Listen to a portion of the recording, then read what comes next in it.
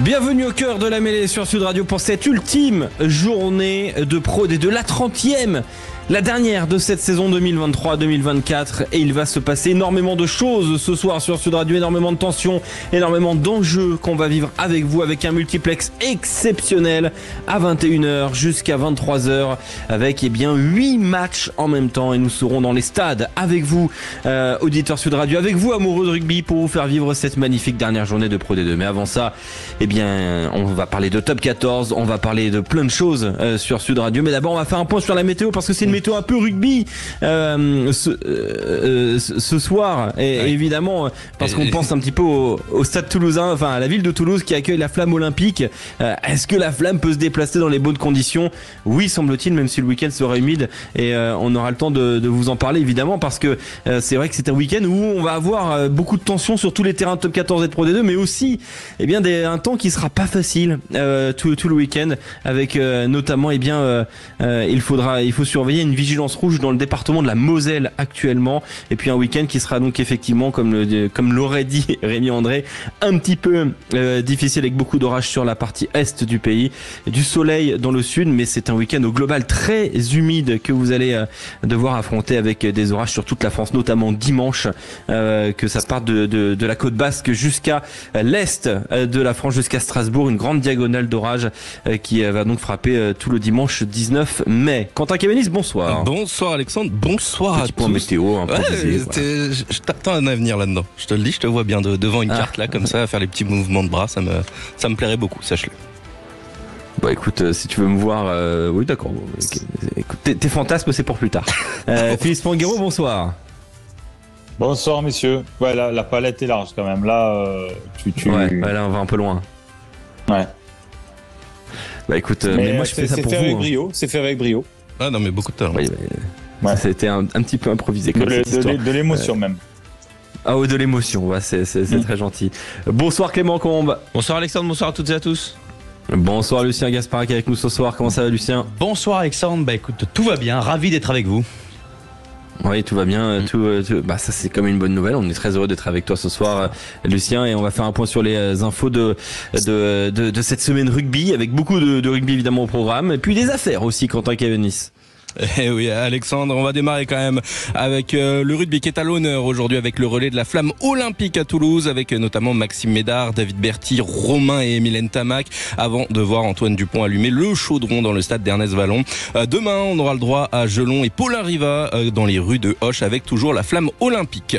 Un Français à l'honneur, un Français au sifflet d'une finale, c'est Mathieu Rénal qui sera l'arbitre de la finale de la Challenge Cup entre Gloucester et les Sharks, alors que Mathieu Carlet arbitrera la finale de la Champions Cup entre le Leinster et le stade toulousain. Après la cascade de blessures à La Rochelle, enfin une bonne nouvelle avec le pilier Reda Wardi qui va bientôt retrouver les terrains de rugby. Il était blessé depuis le 2 février. Les élections à la FFR auront lieu le 19 octobre et on connaît déjà certains candidats. C'est le cas notamment de Didier Codorniou qui a annoncé sa candidature mardi et qui a déjà reçu le soutien de Rive, Mazot ou encore Guirado. Florian Grill, lui, le président actuel, n'a pas encore dévoilé la composition de sa liste. Reconnu coupable d'un plaquage dangereux en demi-finale de Coupe des Champions, le centre toulousain Santiago Chocobares a écopé de 3 semaines de suspension. Il pourrait manquer la finale contre le Leinster le 25 mai, sauf s'il suit un atelier de coaching spécifique pour réduire sa sanction. Et puis enfin, l'ancien directeur... va probablement faire. Oui, ce qui paraîtrait logique quand même, ce serait se tirer une balle dans le pied de choisir de pas jouer la finale. Enfin, l'ancien directeur général de la Coupe du Monde 2023, Claude Haché, a été entendu cette semaine dans le cadre d'une garde à vue de 48 heures pour des soupçons de plusieurs infractions financières. Aucune poursuite n'a pour le moment a été entamée. Alexandre. Merci beaucoup Quentin Cavanis. Et puis l'actu de la soirée, c'est la Flamme olympique qui déambule dans la ville rose. Elle est en relais, portée par de d'immenses champions et par des gens qui ont marqué l'olympisme français. Philippe Spanghero, c'est quand même une émotion particulière de voir cette Flamme olympique traverser la ville rose, grande ville de sport. Oui, c'est de l'émotion, et puis le final de voir cette flamme s'allumer dans le stade Ernest Vallon par Antoine Dupont, le symbole est quand même assez fort. Il participera aux Jeux Olympiques dans quelques mois a priori, et donc voilà, c'est Émile Ntamak qui se relaie, son fils Romain, Vincent Clerc, David Berty. Voilà, le rugby est très mis à l'honneur sur cette journée toulousaine, et c'est très beau. Je trouve qu'il fallait vraiment qu'on rentre dans le concret avec cet événement. Je crois qu'on a vu à Marseille à quel point l'envergure de l'événement était réelle et on en avait besoin parce qu'on est un pays dans lequel on aime bien se plaindre et on fera les comptes à la fin. Mais maintenant, il y a juste une chose à faire, c'est se réjouir de recevoir cet événement chez nous et de faire rayonner la France et ses grands champions. Ouais, tiens, écoute, Emile Ntamak, ce joueur de rugby, évidemment, que vous connaissez sur Sud Radio, sur la radio du rugby. Emile Ntamak était ce matin dans le grand matin de Patrick Roger. Il revenait sur cette symbolique très très forte. C'est même une double symbolique. On écoute Emile Ntamak. Ça me fait doublement plaisir. La premièrement, déjà parce que c'est les Jeux Olympiques et qu'on a toujours aimé le sport et voir ces athlètes combattre pour ces médailles. Et c'est merveilleux. Et puis, je parlais du symbolique tout à l'heure. Ben voilà, de le partager en famille, de partager avec le fiston qui lui a pris le flambeau il y a déjà quelques temps. C'est fort de partager ça et de parler de transmission, voilà, de continuité. Et voilà, c'est dans l'ordre des choses tout simplement. Voilà, donc Emile Ntamak ce matin dans le grand matin de Patrick Roger. C'est vrai que il y a un magnifique passage de témoin, et là pour le coup on peut parler de passage de témoin sur cette espèce de déambulation en relais dans les rues de Toulouse jusqu'à Ernest Vallon tout à l'heure. Cette flamme olympique qui va passer donc des mains d'Emile Ntamak jusqu'à celle de Romain, son fils. Peut-être un jour, bien que Théo aura cet immense privilège aussi. Mais ça rappelle aussi que le rugby a été un sport olympique. Le rugby à 15 a été un sport olympique, Philippe, et peut-être qu'un jour il le redeviendra, mais ça a été un sport olympique, le rugby à 15. Oui, et je veux pas dire de bêtises, je crois que la France l'a gagné. Il me semble aussi. Dans les années 1920. Je crois. En 1924. Je crois qu'en 1924, je crois qu'il y a 100 ans, on a été champion olympique de rugby à 15. On va vérifier ça paraît beaucoup plus dur. Ça paraît beaucoup plus dur aujourd'hui parce que vu la temporalité courte de cet événement, c'est difficile avec les temps de récup nécessaires pour le rugby à 15. Donc ça paraît très compliqué, mais c'est très bien que le rugby à 7 ait fait son apparition il y a quelques éditions. La France a perdu en finale. La France a perdu en finale. La France a perdu en finale contre les... Tiens. Qui a battu la France en finale? Les États-Unis. Ça devait être les Anglais, mais t'as cherché... Oui, les États-Unis ont battu la France en finale. C'est les États-Unis, ouais. Au stade olympique de Colombes. Alors j'en profite pour saluer Abdel Benazi qui doit nous écouter puisqu'il m'envoie en direct États-Unis. Il était là sur le terrain en 1924. Très bien conservé. Non mais en tout cas, salut c'est pas très sympa de ta part, Philippe. Ça nous fait chaud au cœur de savoir que tu nous écoutes. Merci pour l'info et en effet, je l'avais pas. Voilà, mais en tous les cas, c'est bien que le rugby retrouve une place de choix dans cet événement. Voilà, c'est pour le rayonnement aujourd'hui. Le 7 est un relais de croissance important et on attend quand même malgré tout beaucoup de notre équipe de France dans quelques semaines. Évidemment, et ce sera sur Sud Radio pour évidemment vivre l'Euro de foot, vivre les JO, le Tour de France et le rugby sur la radio du rugby, ça vous le savez, c'est gravé dans le marbre. Un dernier mot sur cette flamme olympique qui passe à travers Toulouse. Demain, elle ira du côté de Auch avec Paulin Rivet, avec Anthony Gelon. Si elle arrive fit, la flamme olympique à Paris, moi je demande à voir quand même parce que elle passe dans tous les coins de France où on mange généralement pas très fit quand même. Philippe Fanguero, moi si je fais la même route, la Toulouse, Auch, tout ça en venant de Perpignan, ça ferait beaucoup quand même, non? Mais c'est pour ça qu'ils t'ont pas proposé de la porter. C'est aussi pour ça qu'ils m'ont pas proposé. Ils avaient anticipé que de dépasser le budget. Mais non, mais de plaisanterie, c'est vrai que c'est vachement chouette parce que là on arrive sur un territoire vraiment qui est très rugby, donc c'est super que toutes ces têtes d'affiche, tous ces grands noms portent la flamme. Encore une fois, tout ce qui peut faire parler de notre sport, des gens qui en ont été les ambassadeurs, on prend, c'est important. C'est extrêmement important pour le sport français et le sport olympique au global. Dans un instant sur Sud Radio, on va faire un point sur la bataille du top 6 en top 14 puisque vous le savez, demain sur Sud Radio, c'est la 24e journée. Il n'en restera que 4 au total, 24, 25, 26 que 3 du coup au total avec forcément cette dernière ligne droite. On va vivre ça. Tu as pris des cours de maths avec Guillaume Garrigue ou quoi? A priori, apparemment. Il n'y a pas Penaud pour le corriger, lui. Voilà, oui, il y a pas Damien Penaud pour me corriger effectivement, mais j'ai Quentin Camille, c'est à peu près le même style. Je cours moins vite. Ça c'est sûr, oui. Pas la même chevelure non plus. Ça c'est sûr et certain. Ouais, non, mais Quentin, t'as voulu jouer. Et dans un instant, on parle de cette bataille pour le top 6 en top 14 avec Yannick Josion, immense joueur du rugby français. C'est dans un instant sur Sud Radio. À tout de suite. Sud Radio, au cœur de la mêlée, Alexandre Priam. Vous êtes au cœur de la mêlée sur Sud Radio, ensemble jusqu'à 23h avec en point d'orgue ce soir un très grand moment. C'est le dernier multiplex de la saison de Pro D2, la 30e et ultime journée de Pro D2 avec ce multiplex, 8 matchs ce soir et vous vivrez ça évidemment en direct et en intégralité sur Sud Radio, la radio du rugby. Mais d'abord le top 14, évidemment priorité au top 14 puisque il y a de grandes choses à évoquer, notamment cette bataille pour le top 6 dans ce magnifique championnat, probablement le meilleur championnat du monde. Et pour en parler, on est avec Yannick Josion. Bonsoir Yannick. Oui, bonsoir. Bienvenue sur Sud Radio Yannick. Très très heureux de vous recevoir sur la radio du rugby. On est avec Philippe Spanghero. Je crois que vous connaissez, plus ou moins. Oui. A priori. Salut Yannick. Salut. Oui. Il y a 73 sélections, Yannick, une immense carrière en équipe de France, des titres aussi en club et forcément au Stade Toulousain il y en a quelques-uns qui ont été grappillés, 3 bouquets de Brennus, 3 finales aussi, 3 coupes d'Europe. Bon, ça fait quand même pas mal dans la salle de trophées de la maison, j'imagine Yannick. Alors forcément il y a des équipes qui vont essayer d'aller chercher ce bouclier de Brennus cette année. On peut rappeler le classement avec le Stade Toulousain, le Stade Français Paris qui sont pour l'instant premier et deuxième à 70 et 67 unités, mais il y a une énorme bataille ensuite pour participer à ce top 6. Clément Combe, est-ce que c'est une course au top 6 particulièrement disputée cette année? Alors oui, mais elle a déjà été un petit peu plus serrée ces dernières années, donc je suis remonté un petit peu sur la dernière décennie, les 10 dernières saisons, sans compter la saison Covid, ça a déjà été plus serré, notamment, par exemple la saison 2013-2014, il y avait à 3 journées de la fin, donc 1 point d'écart entre les 3 premiers, seulement 11 points d'écart entre le premier et le 9e, le 6e, 7e, 8e, ils étaient tous à 58 points. Il y avait 9 équipes qui étaient en course pour la qualification, mais au final, il n'y a eu aucun changement entre la J23 et la J26 sur les 6 premiers. Il y a eu, j'ai noté plusieurs tendances, c'est que ça a déjà été plus serré, oui, donc 9 points d'écart, on le disait, entre, par exemple, le premier et le 11e, ou entre le 3e et le 9e. Il y a une tendance, et il y a d'autres tendances, notamment, c'est qu'il y a au maximum 2 entrées dans le top 6 à 3 journées de la fin, entre la J23 et la J26 sur ces 10 dernières saisons. Il y a 3 saisons où il n'y a aucun changement finalement, alors que ça peut être très disputé comme la saison 2013-2014. Il y a 4 saisons où il n'y a qu'un seul changement et il y a 2 saisons où il y a deux entrées, où c'est un peu les saisons où il y a les plus grands chambardements.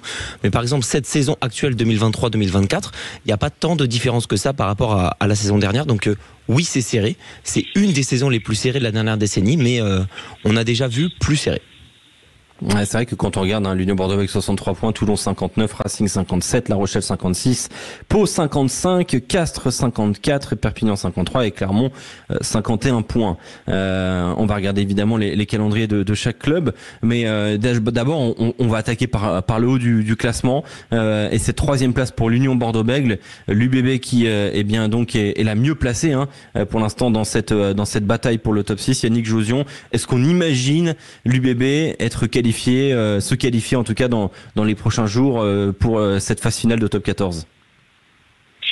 C'est vrai que l'UBB, ils ont quand même montré des belles choses cette année, et puis surtout en cette fin de saison, là, après le tournoi, après avoir retrouvé un peu tous les internationaux, puis du fait qu'ils soient éliminés en Coupe d'Europe, je pense qu'ils seront vraiment compétitifs, voire dangereux pour le titre, et je les vois quand même aller assez loin cette année.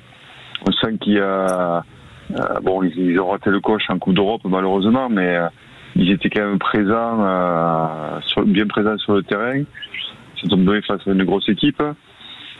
On sent qu'ils sont capables d'avoir beaucoup de confiance en eux et ils ont qui peut-être un peu plus de maturité aussi. Oui, moi je pense qu'ils en feront partie, ça c'est sûr. Ouais. Et puis même ils iront, je pense, assez loin dans les phases finales. Ouais. Ouais, quand on regarde un petit peu le programme de l'Union Bordeaux-Bègles, il y a donc ce match ce week-end à Jean-Bouin face au Stade Français Paris, le déplacement à Perpignan et enfin la réception d'Oyonnax. Philippe Spanghero, top 6 ou pas top 6 pour l'UBB? Alors oui, bien sûr, et puis je les vois recevoir en barrage. Et je suis plutôt d'accord avec Yannick. Donc top 4, je les vois, dans ton sens. ouais, je les vois top 4, surtout avec ce dernier match sur la fin contre Oyo, qui même aura envie de bien finir, mais aura plus rien à jouer a priori. Donc je vois cette équipe de l'UBB en demi. Après, c'est vrai que mon inquiétude par rapport à cette équipe, même s'ils ont récupéré des joueurs d'expérience, notamment avec Damien Penaud derrière, et qu'il y a des joueurs aussi qui étaient déjà au club, qui ont pris de l'expérience internationale, des grands rendez-vous, on sent que dans les grands rendez-vous, que ce soit en top 14 quand ils y ont été, ou là sur ce quart de finale de Champions Cup, il manque de patrons qui ont l'expérience de ces matchs couperés de très haut niveau. On a l'impression qu'ils perdent un peu pied dans la gestion des matchs. C'est un peu ma crainte concernant cette UBB qui est capable en saison régulière d'être flamboyante, mais sur les matchs couperés, on sent une équipe beaucoup plus empruntée. Donc je les vois s'arrêter en demi cette année. Ce serait donc pas mieux que la saison dernière, si je ne me trompe pas, Philippe. Oui, bien sûr, une demi encore. C'est une équipe, c'est une équipe qui a vocation à aller, non mais c'est une équipe qui a vocation à aller que vers le mieux. Il y a eu un super recrutement. Je crois que Yannick Bru est l'homme de la situation. C'est pour moi un grand coach. Il forme un super binôme avec son président. Ils sont complètement alignés. Il y a des joueurs qui se sentent complètement épanouis dans cet effectif et qui vont encore prendre de l'épaisseur. Donc pour moi, c'est quand même l'équipe qui a priori une voie tracée pour grandir sur les prochaines années. Alors on va descendre un tout petit peu au classement. On a le RCT. Le RCT a 59 points, donc 3 de moins que l'Union Bordeaux-Bègles, une 4e place provisoire pour le moment. Le RCT va ce week-end à Oyonnax avant de recevoir Clermont le dimanche 2 juin et terminer la saison au Stade Français Paris. Top 6 ou pas top 6 pour le RCT, Yannick Josion? Ouais, mais disons que je regarde pas tous les matchs, donc je peux pas avoir un avis aussi positionné que pour Bègles, par exemple. Mais il me semble que Toulon, est plus peut-être un peu plus irrégulier, il me semble. Mais bon, oui, ils ont bien sûr la capacité, l'effectif, et je pense qu'ils vont s'accrocher sans problème et qu'ils y arriveront. Après, je sais pas leur tableau effectivement pour les 3 derniers matchs. Ce que je disais pour Toulon, c'est déplacement à Oyonnax ce week-end, réception ensuite de Clermont, et puis enfin ça termine la saison avec un déplacement à Paris. À Paris, d'accord. Oui, mais ils ont, on va dire, au moins 2 matchs d'être abordables. Et le dernier à Paris, je pense qu'ils vont faire le forcing sur les 2 prochains matchs à venir et arriver à se positionner, se sécuriser avant le dernier peut-être, ouais. Toulon qui aligne demain une charnière très très expérimentée, Ben White et Dan Bigard associés du côté de Charles Maton. Toulon qui est d'ailleurs la meilleure dynamique de ces 5 dernières journées. Tu vas parler d'une équipe qui est en grosse difficulté, c'est le Racing 92. Sur les 10 dernières journées, eh bien c'est la 13e équipe du top 14, le Racing 92. Donc c'est quand même très très compliqué pour le club francilien, avec 4 victoires et 6 défaites. Les franciliens qui sont 5e avec 57 points, 2 de moins que Toulon, 1 de plus que La Rochelle, et avec un programme pour du coup ils vont se rencontrer, le Racing et La Rochelle, ça ce sera lors de la dernière journée, mais d'abord le Racing ira à Lyon demain, la match très important, réception de Pau et déplacement donc à La Rochelle. On rappelle que du côté donc du Racing 92, ça a été une grande saison d'irrégularité, Philippe Spanghero, ce qui rend un peu les choses difficiles à pronostiquer. Alors, irrégularité, je dirais pas trop sur la première partie du top 14 de mémoire, mais ils démarrent plutôt bien, et c'est ce qui fait qu'ils sont encore dans le top 6, et c'est ce qui fait qu'ils sont encore dans le top 6 aujourd'hui. Ils font une campagne européenne, contrairement aux années précédentes où ils étaient toujours plutôt bien positionnés dans cette compétition, où là ils passent à côté complètement, et ça les fait s'engager dans une dynamique qui est négative.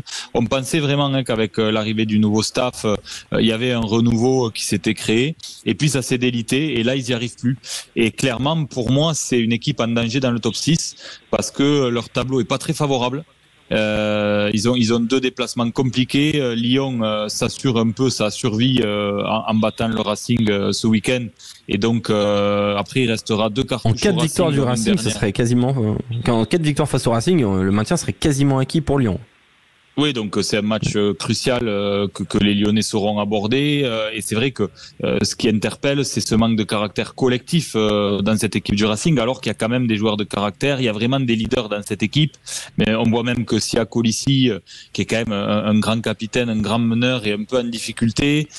Donc voilà, c'est le point d'interrogation. Moi, je crois que c'est cette équipe qui est la plus en danger, qui est aujourd'hui dans le top 6 et qui est le plus en danger pour y rester. Et il récupère Tuisova, par contre. Ouais, Tuisova qui a déjà joué la semaine dernière, mais qui a été déterminant sur son premier ballon avec directement un essai.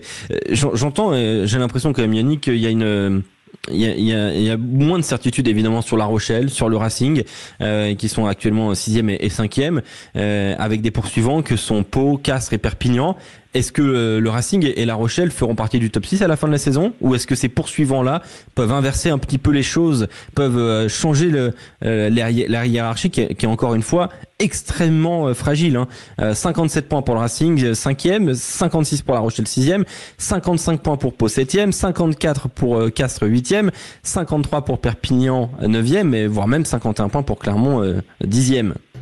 Ouais, mais c'est sûr que ces équipes comme Pau et Castres peuvent jouer les troubles faites, comme on dit, parce que ce sont des équipes qui... Alors Castres, ils arrivent quand même en phase finale de temps en temps, mais ils ont vraiment cette grosse envie. Il n'y a peut-être pas ou moins de lassitude que dans des grosses équipes où il peut y avoir des tiraillements parce qu'il y a un objectif qui n'est pas atteint. Bon, Castres et Pau, je crois qu'ils ont... Castres a vécu quelques matchs difficiles, ils ont une partie des championnats un peu difficile, et s'ils arrivent à retrouver effectivement de l'enthousiasme, le moral qu'il faut, le plaisir, bon, ben là, ça peut faire une équipe compliquée à jouer, on le sait, ils aiment, c'est quand même, c'est fascinant, le Castres. Et puis Pau, c'est pareil, ils ont peut-être envie, la nouveauté, de découvrir un peu cette ambiance-là, les phases finales. Donc c'est sûr que ils vont semer effectivement le trouble, et face à des équipes qui, peut-être où on pense qu'ils sont décevants parce qu'ils ont le potentiel pour être naturellement en phase finale, et finalement, s'ils ne sont pas, ça peut être une déception. Ils ont peut-être cette pression-là aussi, quelque part, qui pèse sur eux, quoi. Bien sûr. Non, mais je rejoins totalement ce que tu dis, Yannick. Un dernier mot, Yannick, sur la composition du Stade Toulousain pour aller à Montpellier demain, avec beaucoup de jeunes. Une équipe vraiment remaniée. Je vais donner, très rapidement du 1 au 15. Marco Trott, on a Guillaume Cramon, Joël Mercler, Clément Verge, Piola Salélé, Mathis Castro-Ferreira, Josh Brennan autour de Théo Ntamak, la charnière Baptiste Germain, Valentin Delpy, Arthur Retière, Barassi, Delib, Bitouni et Capuzzo pour la ligne de 3/4, et puis les remplaçants Boubila, Bertrand, Arnold, Sentuberi, Jouani, Gourgue, Tozin et Ainou. Alors là, pour le coup, il y a un vrai turnover quand même. Ouais, il y a un gros turnover. Bon, c'est vrai que c'est pas évident de gérer à la fois le top 14, à la fois la Coupe d'Europe. On sait jamais trop comment faire. De pas aligner l'équipe effectivement avant la finale. Est-ce que c'est la bonne solution? Mais c'est sûr qu'il y a quand même beaucoup de risques aussi de blesser les joueurs, et je crois que ça fait plusieurs fois qu'ils affrontent Leicester et qu'ils n'arrivent pas, le Stade Toulousain. Donc je pense qu'ils ont envie vraiment cette fois-ci d'y aller, de gagner une bonne fois pour toutes, de vaincre le sort. Donc voilà, je pense que c'est une stratégie à respecter. Et quand même, ils ont montré depuis le début, le Stade Toulousain, qu'ils ont un gros effectif, et ce qui fait pour moi un peu la différence, c'est ce qui apporte le fait qu'ils soient réguliers sur chaque match. Il me semble qu'ils sont quand même réguliers dans l'engagement déjà, du fait qu'il y a cet effectif étoffé. Donc pourquoi pas. Après, c'est sûr que forcément ça fait un gros remaniement. Je ne sais pas s'ils seront compétitifs au battre Montpellier, mais à la limite peu importe. Il y a une vision peut-être plus à moyen terme, notamment pour la Coupe d'Europe. Donc voilà. Ouais.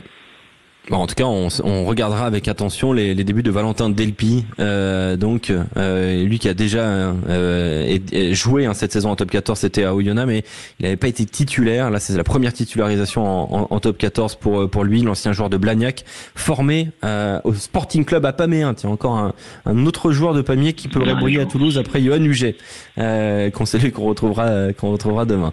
Merci beaucoup, Yannick, d'avoir été avec nous. Merci à vous, et puis écoutez, bonne fin de saison, on va dire, devant les écrans. Oui, elle promet d'être disputée. Dans un instant sur Sud Radio, on va se poser une question. Jérémy Rosier chahuté lors de sa sortie d'Aimé Giral le week-end dernier, l'USAP inquiété. Quelle est la limite à ne pas franchir pour exprimer son mécontentement envers l'arbitrage? On se posera la question dans un instant sur Sud Radio avec Vincent Panabière, le représentant des supporters du Perpignan de l'USAP, lui-même arbitre. Tiens, allez, dans un instant sur Sud Radio, soyez au rendez-vous. Sud Radio, au cœur de la mêlée, Alexandre Priam.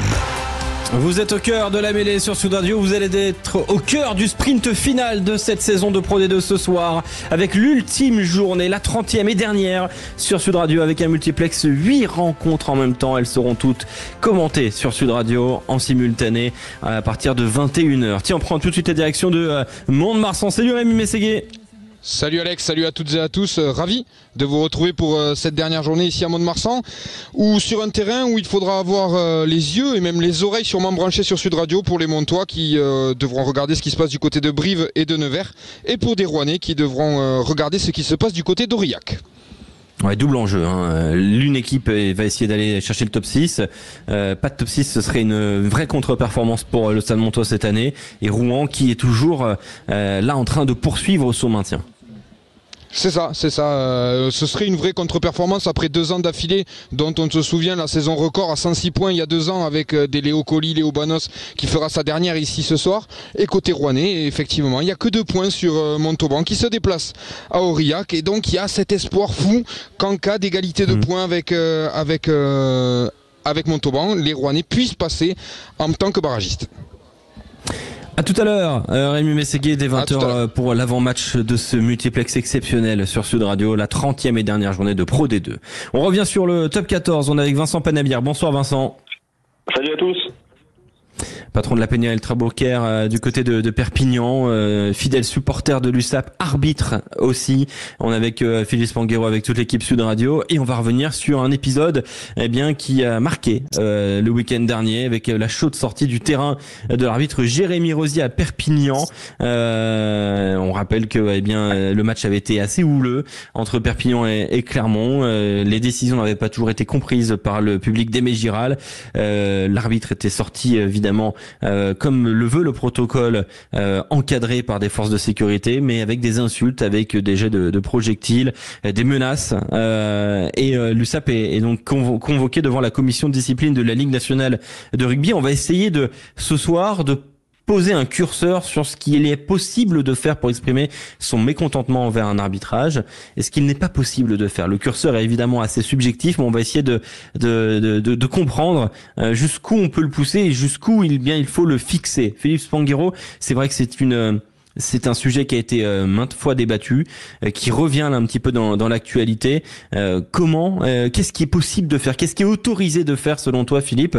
Et en quoi on peut estimer que Aimé Giral est allé trop loin la semaine dernière? Je suis pas le bon client pour ça. Moi, je suis extrêmement intransigeant là-dessus parce que. Non, mais si, justement, c'est intéressant. T'as un point de vue. Pour toi, on ne transige pas avec les arbitres. Non, il faut faire très attention parce que malgré tout, on vit une époque dans laquelle tout se délite de façon extrêmement rapide quand on n'a plus de règles extrêmement claires. Et poser la question en disant jusqu'où on peut aller, c'est déjà ouvrir la porte à se laisser l'opportunité de dire on a le droit d'avoir quelques mots, d'avoir quelques gestes. Et ça, c'est non. Ni les mots, ni les gestes. Donc après, on peut... On a le droit de dire à l'arbitre, t'es nul. On a le droit de dire ça dans le public, je pense. Enfin, c'est pas non plus.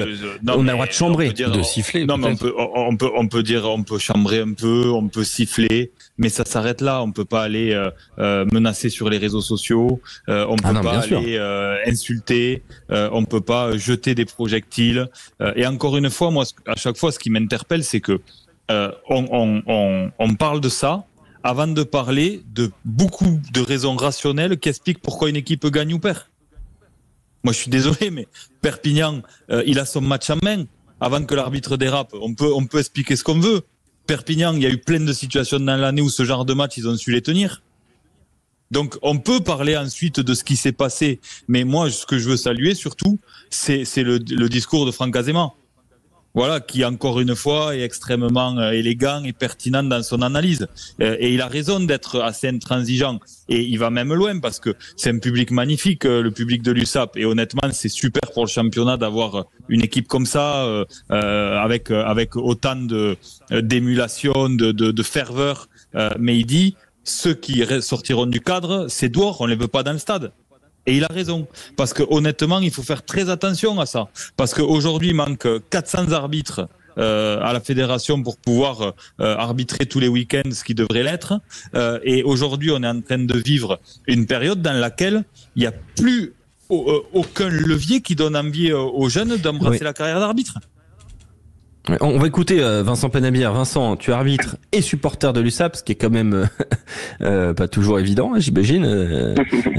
Quelle est ton analyse sur ce qui s'est passé la semaine dernière et quel est le cadre dans lequel il ne faut pas sortir, selon toi? Bon, je pense que Philippe a posé clairement les limites de ce qui est inacceptable. Je pense que les menaces, les insultes et les jets de projectiles, en l'occurrence, là c'était de la bière, voilà, ça c'est de l'ordre de l'inacceptable.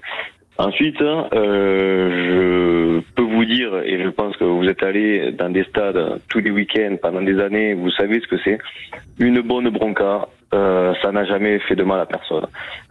C'est aussi ce qui fait l'hostilité d'un terrain comme Aimé Gérald. C'est aussi l'accueil hostile par des grosses broncas des équipes adverses. Et c'est pas pour autant qu'on s'entend pas bien avec les supporters adverses. On fait souvent des avant-matchs. Demain, on fait un avant-match avec les Bayonnais, on a fait des Toulousains, on l'a fait avec les Castrés. Mais après, il y a une culture. Évidemment, c'est pas l'insulte, c'est pas les menaces, c'est pas les jets de projectiles. Par contre, la bronca, que vous alliez à Béziers, que vous alliez à Toulon, sur tout le pourtour méditerranéen, c'est une culture, ça crie fort. Alors on chante moins que les Basques, on chante moins peut-être que le Sud-Ouest, mais par contre on crie. Et ça, c'est quand même une façon aussi de soutenir nos équipes. Alors, je peux comprendre que voilà, il y a certains fragiles qui vont être outrés parce que ça va siffler et ça va crier pendant 80 minutes. Je pense que ça c'est de l'ordre du tolérable. Ce qui est de l'ordre de l'intolérable, c'est ce qu'on a dit juste avant. Ensuite, je me prends la peau de l'arbitre que je suis et qui a eu la chance d'arbitrer des matchs où il y avait 2-3 000 personnes au stade. Mais je peux vous dire que quand il y a 2-3 000 personnes qui gueulent, même si c'est contre ces décisions, en fait, ça s'appelle du courage. Et être courageux, c'est savoir donner une pénalité qui va faire plaisir à personne, mais parce qu'elle va être juste. Et de l'autre côté, non pas parce que ça va être de la compensation, 2 minutes après, donner une pénalité pour l'équipe locale, non pas parce que ça va faire plaisir, mais parce que ça va être juste également. Et je pense que dans ce match, on a, nous, supporters, senti qu'il n'y a pas eu cette justesse dans les décisions arbitrales. Et je pense que c'est ça qui a fait dégoupiller. Alors évidemment qu'on a 3 abrutis, on peut le dire, qui ont jeté des bières à la fin du match. Il y a une partie du public qui a scandé des insultes envers l'arbitre et c'est pas acceptable. Mais quand Franck Azema dit ça, je le partage, mais je pense que si vous avez écouté aussi l'interview qu'il a fait le lundi dans le lundi c'est rugby, il a également rappelé les erreurs qui font aussi basculer le match. Je dis pas que c'est que de sa faute, mais on a quand même aussi le droit, je pense, de rappeler que l'arbitre aussi a un devoir de cohérence dans son arbitrage. Et quand c'est pas le cas, on a le droit aussi de le dire. Et je pense que c'est pas antinomique de le dire. Au contraire, c'est bon de rappeler que on n'a pas le droit c'est pas autorisé, d'insulter, de menacer, etc. Mais par contre, on a quand même le droit de dire qu'un arbitre n'est pas bon. Je prends les mots de Florian Grill. On a besoin de les défendre, les arbitres. La spécificité de notre sport est de respecter l'arbitre. Je cite Franck Massiello aussi, qui était là pour d'ailleurs superviser à Aimé Giral Jérémy Rosier, donc il était aux premières loges.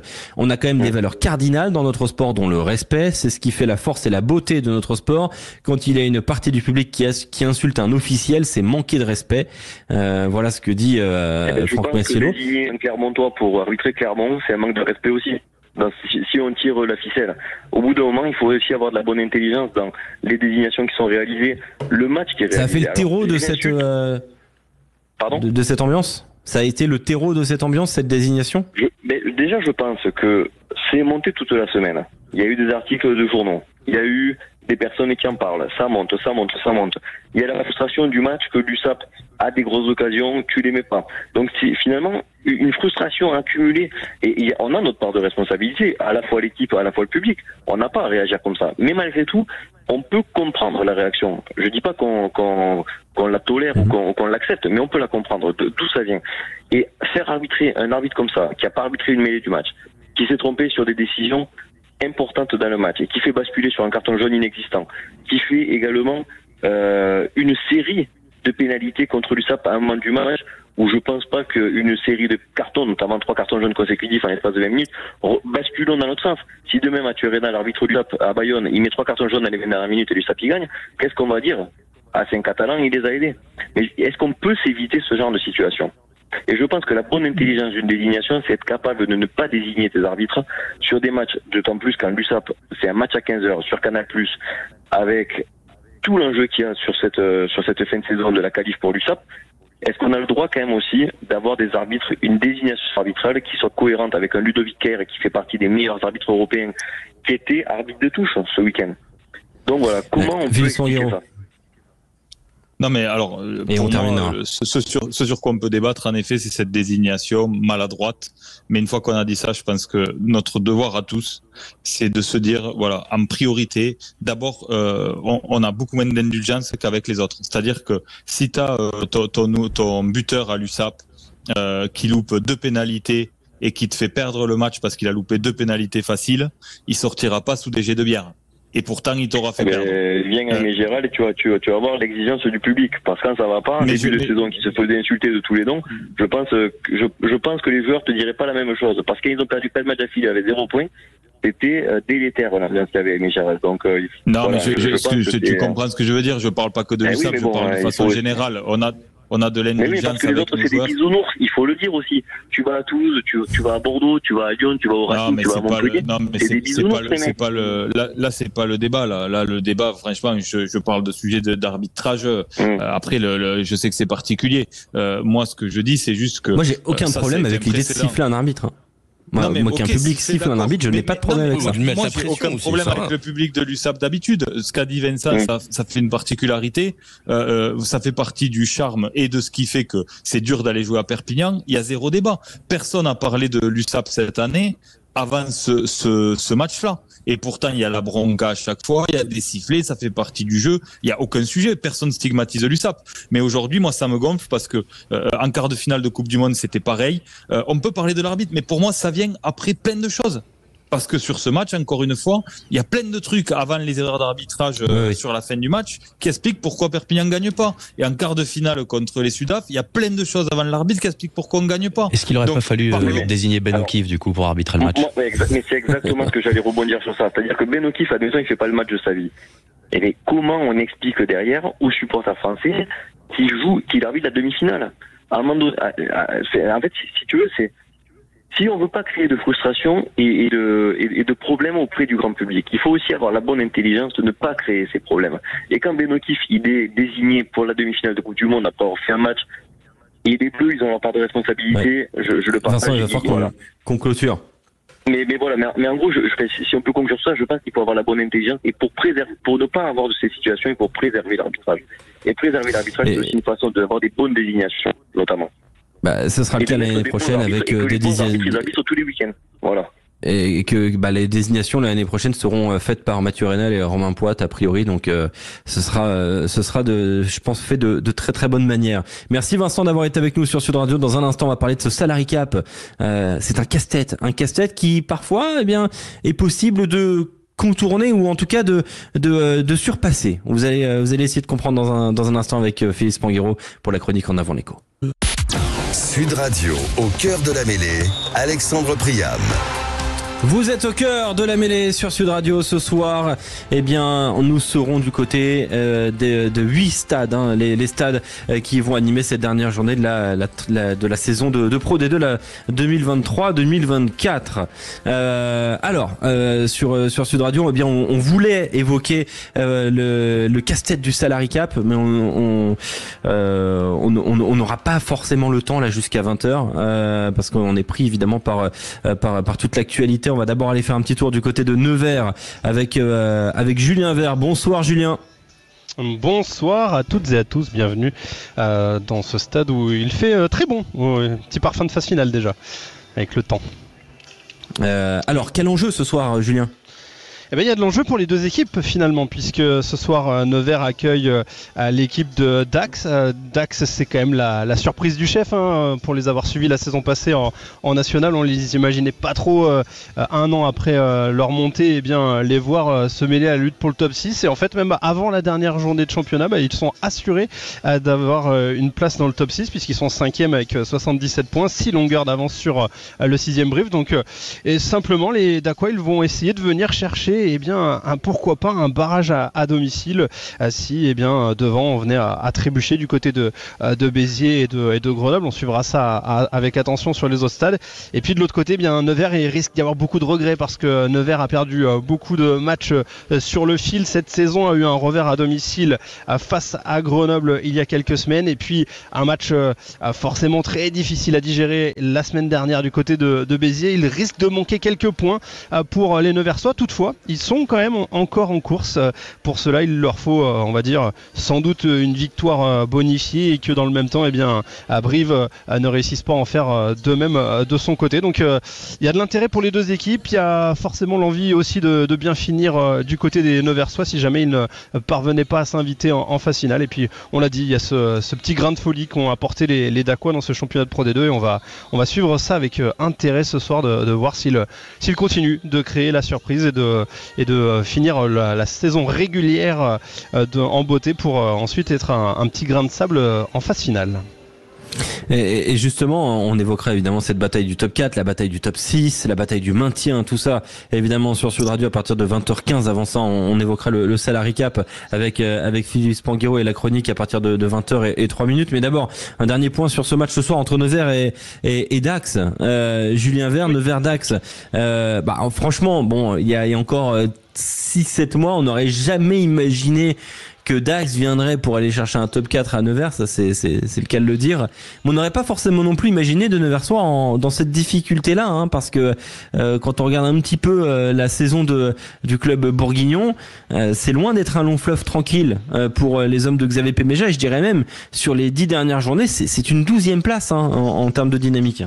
Ouais, non, la dynamique elle est pas bonne, mais il y a plein de petites choses, il y a plein de petits regrets qui vont vraiment, je pense, venir gréver un petit peu le bilan de cette équipe neversoise, et c'est vrai qu'on avait pris l'habitude aussi de voir cette équipe s'inviter en phase finale. Ça nous semblait un petit peu logique dans sa croissance, donc c'est sûr que ce serait un coup d'arrêt s'ils ne parvenaient pas à arracher une place parmi ce top 6. Après, c'est vrai qu'ils ont subi aussi quand même le gros coup de Brive la semaine dernière du côté de Vannes, les Neversois, et ils étaient pas loin d'en faire de même à Béziers. Donc voilà, il y aura effectivement forcément des regrets, notamment aussi avec des joueurs blessés, des joueurs majeurs blessés sur la fin de saison, hein. On sait que l'équipe de Neversoise s'est déplacée à Béziers sans des joueurs comme Derieux, Loloa, Elia ou encore Lélia Mbadiang qui d'ailleurs sera de retour ce soir. Et c'est sûr que ces joueurs-là, tous ces joueurs, c'est un peu ces facteurs X qui peuvent faire la différence dans une fin de partie. Quand on a un match aussi cadenassé que celui de la semaine passée, forcément ça peut faire la différence. Et puis alors, pour dire un dernier petit mot du côté de Dax, parce que on pourrait se dire, Dax, ils sont contents d'être là, c'est très bien, on va aller jouer un match de barrage la semaine prochaine. Mais je sens quand même... Ils veulent le jouer à domicile, non ? Voilà, je sens quand même pointer un petit truc, et pourquoi pas, quoi, parce que je me suis amusé à regarder le top 10 des joueurs qui ont le plus joué de la saison. C'est simple, les 9, sur 10, il y a un blessé, Gatelier, et sinon 9 des 10 plus gros temps de jeu de la saison seront sur la pelouse ce soir. Il y a 7 titulaires qui font partie du top 10 des plus gros temps de jeu de la saison, et 2 remplaçants. Donc très clairement, on n'est pas en mode petite balade, on garde les joueurs cadres pour le barrage de la semaine prochaine. Non, pourquoi pas essayer d'aller gratter une victoire à Nevers, et donc de s'inviter un petit peu plus haut dans le classement en allant doubler par exemple des Grenoblois qui chuteraient du côté d'Aix-en-Provence. Voilà, donc ça fera partie des grands enjeux ce soir. Une rencontre qu'on suivra évidemment sur Sud Radio. C'est vrai que Philippe, voir Dax être à la bataille pour aller chercher un barrage à domicile sur la pelouse de Nevers aujourd'hui, qui lui-même tente d'aller dans le top 6, c'est quelque chose quand même. C'était pas forcément prévu. Ah, mais c'était pas du tout prévu. Je me souviens des 2-3 premières journées à l'issue de ce démarrage. On se disait que ça allait être extrêmement compliqué pour Dax et qu'ils allaient décrocher. Et puis finalement, ils ont pris leur rythme et leur marque assez vite, avec un effectif quand même principalement composé de joueurs qui jouent en national. Et puis par un projet de jeu en plus ambitieux, ils s'en sont sortis avec brio. Donc c'est magnifique, honnêtement. C'est un peu la surprise et la bouffée d'oxygène de ce championnat, parce que c'est un tout petit budget, donc on se rend compte quand même que dans ce championnat on peut exister avec de petits budgets. Carcassonne l'a montré de longues saisons, donc c'est super encourageant pour les clubs qui montent aussi, de se dire qu'ils peuvent avoir les armes pour rivaliser, et surtout ils ont leur destin en main, quoi.